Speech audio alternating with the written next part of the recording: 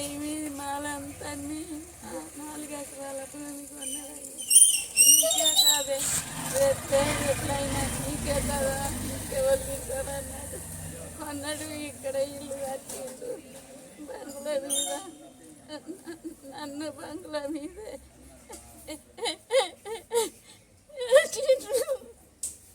ఎండలో ఉంటాను. నిన్న బిడ్డ రెండో కొడుకు అందరు చనిపోయారు.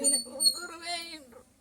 మా నాన్న ఈ రెండో కొడుకు ఒక్కడ ఉన్నాడు. నా పెద్ద నరకం చూపిస్తాడు. 20 సంవత్సరాలు అయితే పంచాయతీ ఏం లేదు.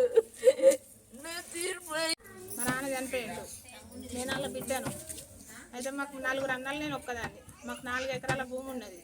ఆ భూమి అందరికి రాసి ఇచ్చింది అంటాడు కానీ ఏమి ఇస్తలేడు. ఇంట్లోకి వెళ్ళి కూడా మా అమ్మ ఉంటే నేను కిరాయించుకుంటా అని చెప్పి ఇంట్లోకి వెళ్ళి బంగ్లా మీద ఎండల రేకుల కింద ఎత్తే నేను వచ్చి 5 సంవత్సరాలు తీసుకుపోయి ఒక్కరోజు కూడా మా భూపాలపల్లి అక్కడ ఉంటాం మేము. ఒక్కరోజు కూడా రాలే. నెలకు 1500 ఎత్తాను అని చెప్తాడు.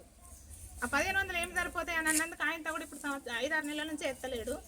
కానీ ఆయన జరగాలి. ఇక మా అన్న వాళ్ళని 2 చనిపోయారు. మా అన్నలు 4 అయితే 3 చనిపోయారు అనారోగ్యంతో.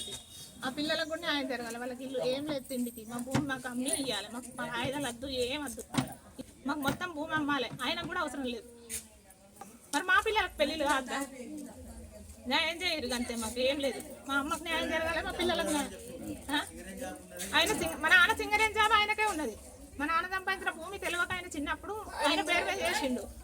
అది ఆయనకు ఉన్నది. ఇల్లు కూడా గుంజుకొని కిరాయిలకు ఇచ్చుకున్నాడు కన్నతల్లి నెల్లగొట్టి. ఇక మీరు మాకు కష్టం. మీరు ఏం న్యాయం చేస్తారో చెయ్యరు అంతే.